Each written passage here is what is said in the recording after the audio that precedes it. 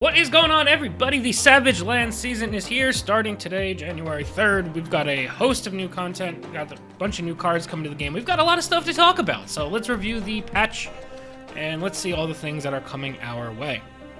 So Zabu is the new card for the Season Pass.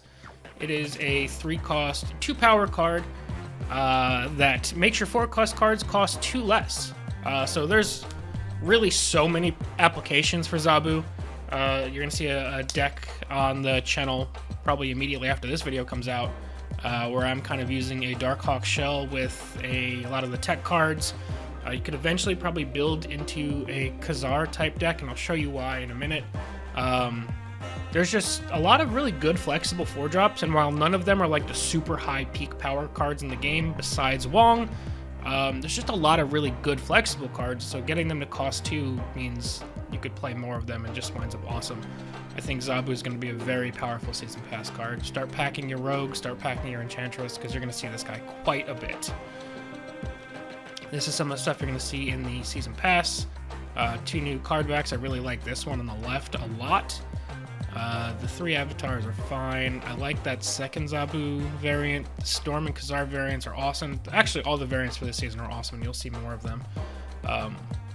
But a decent little batch of cosmetics coming our way. And now we have some new cards coming to the game.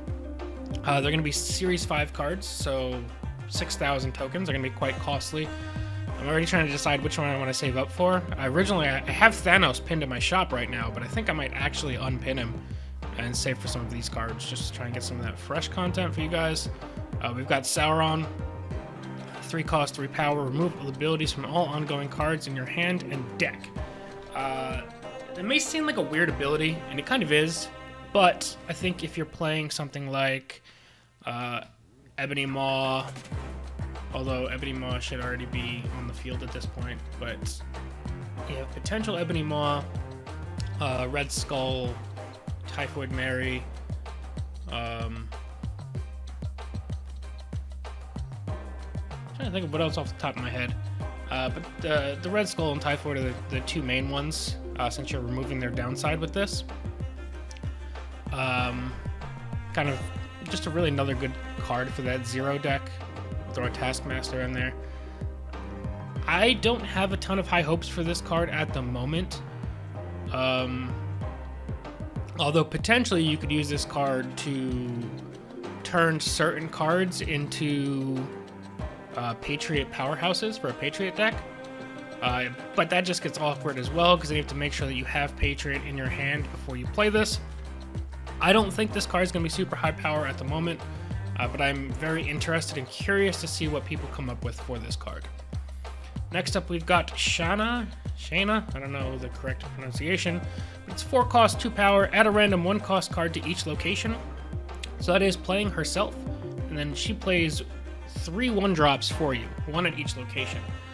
So I think, as I mentioned before with Zabu, you can play Shayna and Khazar from hand together on turn 4, and that's a 2-cost card, or 2-power, 3 random 1-powers, and then those 1-power or 1-cost cards get buffed. This is kind of like an instant zoo. Like, you just slap this card down, you're getting 4 bodies for 1, and 3 of them can be buffed, and then if you get Blue Marvel, all 4 get buffed. So I think with like a Zabu and then Blue Marvel on 5, you could Khazar, Shayna, and something else and just kind of do a full zoo from hand that can't be killed from Killmonger. I don't know how good that'll wind up being, but it's something intriguing to be able to completely flood the board, especially with this next card, Dazzler. 4-cost, 4-power, and if you have 4 cards at each location, then you get plus 6 power. So this could be a 4-cost, 10-power card, and all you have to do is completely fill your board. Shayna obviously does great at completely filling your board, and if you're playing Khazar and some 1-costs, I think this card is going to slot into that deck very nicely. It's obviously going to be a very expensive deck, because you're going to have Zabu from the current Season Pass. You're going to have 2 of these current Series 5 release cards, and even then it might not wind up being powerful enough.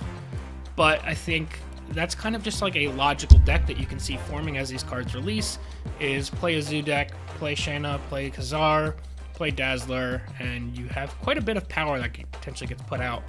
That's always been kind of one of the weaknesses of playing Khazar Zoo. It's a really strong deck early on, and then as you start ramping through Pool 3, it has a pretty consistent amount of power it can spread across all 3 locations, but that ceiling isn't always high enough to overtake some of the more powerful meta decks.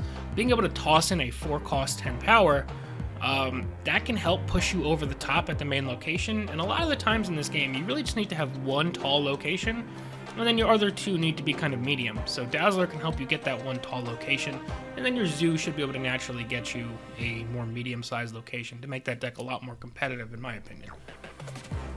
And then finally, we've got Shadow King, who's actually been changed since his data mined version, and that's one of the reasons why on this channel you don't see me going through the data mine cards.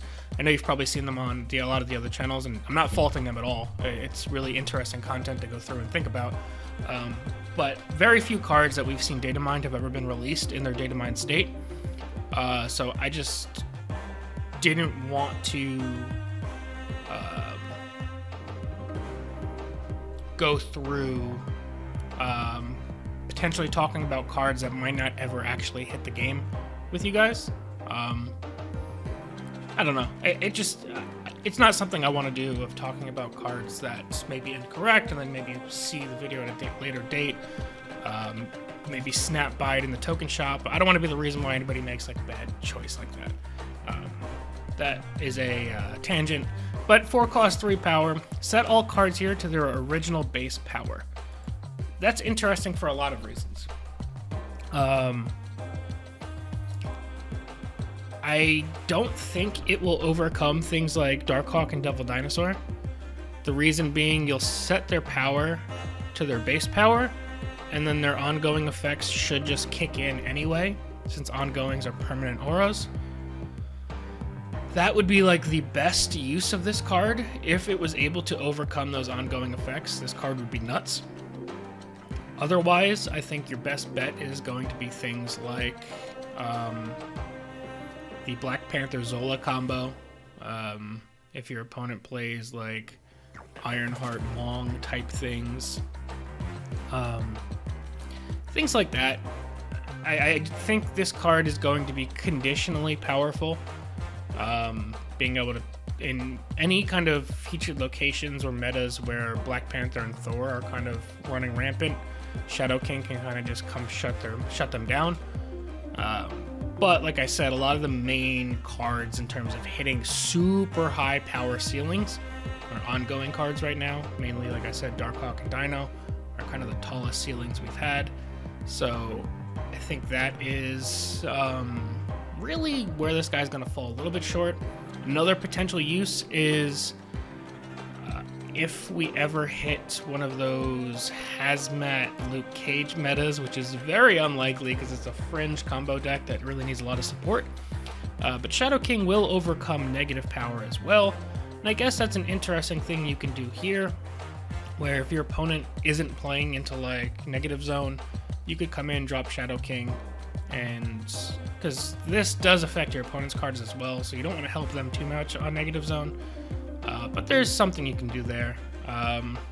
It just feels iffy. This is going to be the kind of card where it needs to be in the right situation, and if those situations come about, this will be very powerful.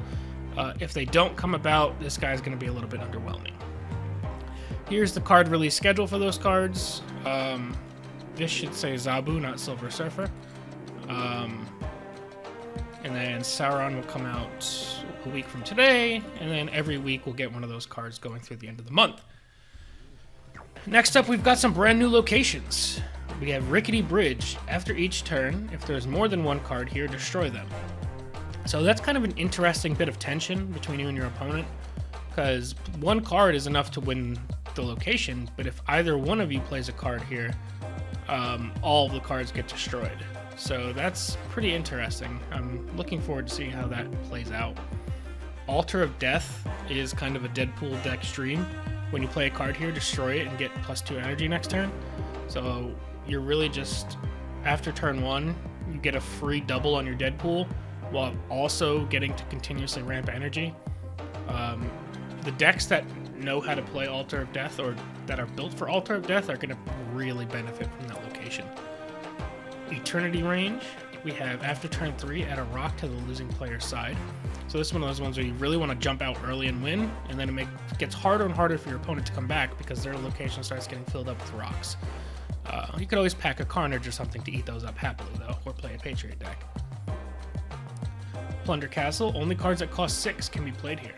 That's an interesting one because there's a decent amount of decks that don't run any 6-cost cards at all, which means if you're not running 6-cost cards, you'll just never be able to win this location without something like Squirrel Girl. And even then, are you really going to beat a 6-cost card with a Squirrel Girl? I don't think so.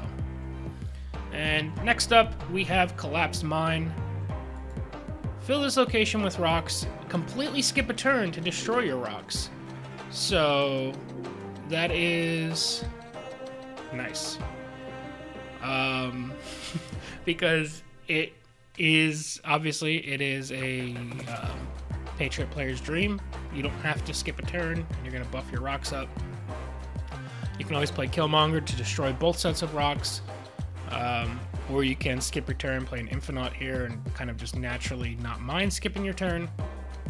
But it's just another really interesting decision they're introducing to the game of, can I afford to skip a turn to try and start playing into this location so that I can fight for it? And that's, I think, an interesting bit of tension. Sometimes it's going to reveal as the first location. A lot of cards don't play 1-drops, you skip your turn, and then the rocks get destroyed. So sometimes it'll be inconsequential, but other times I think it'll be pretty impactful. Now we've got some new variants that are coming into the game. 20 plus new variants, actually. We've got She-Hulk, Enchantress, and Shuri. All 3 of these are really cool. I like the Shuri one the most, but She-Hulk is pretty awesome as well. We've got a new bundle coming. This is Sabretooth, White Tiger, and Kraven together with avatars. Enough boosters to split all 3 of those and 1,500 credits. I'm not going to speculate on the price. I've seen a lot of people saying this should be like $10, $20. I'm telling you right now, it's not going to be. Look for this one to be more like $30, $40, $50, more than likely. That's my expectation. That's my guess. Feel free to come clown me if I'm wrong, but that is my guess. And then we have Devil Dinosaur, variant, and the Avatar. Enough boosters to split him twice and 5,000 credits. Again, you're looking at probably $30, $40 just for this bundle as well, purely because of the number of credits you're getting. But bundle prices aside, economy aside, I love all 4 of these these variants. I want them very badly. I'll be tempted to buy them. We'll see how things turn out. But yeah, that's it for the patch, guys. Let me know what you guys think of all the new cards coming to the game. What are you thinking about Zabu? And for the new Series 5 cards that are coming, which one are you looking forward to the most? But yeah, that's going to be it for now, guys. As always, thank you all so much for watching. Consider subscribing if you're new to the channel, and we'll see you guys next time. Peace.